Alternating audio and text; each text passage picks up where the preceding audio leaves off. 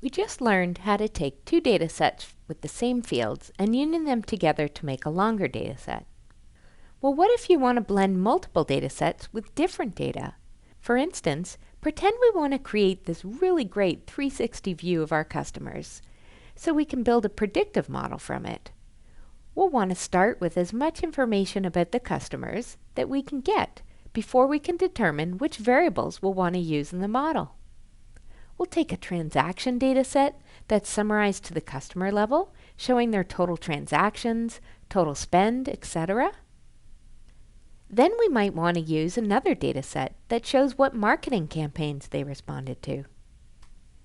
Maybe we can even pull in a third data set with their address data, showing how far these customers are located from their store locations.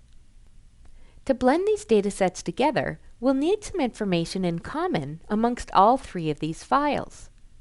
That information in common is what's going to tie each record in each data set to the same record in the other data sets. In the example here, we can see that each data set has an ID number associated with each record. We use this field to join the three data sets together. However, we may not always have a field like ID to join data sets together with. You need to look at the fields in your data sets and figure out which fields can be used to join to other data sets. For instance, maybe you're joining data sets together related to products.